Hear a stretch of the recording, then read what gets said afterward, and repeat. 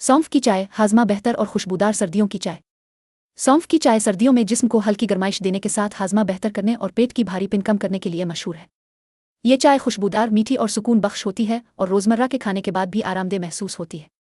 अज्जा: 1 कप पानी, 1 चम्मच सौंफ के बीज, आधी चम्मच शहद इख्तियारी और 1 कतरा लीमू का रस इख्तियारी।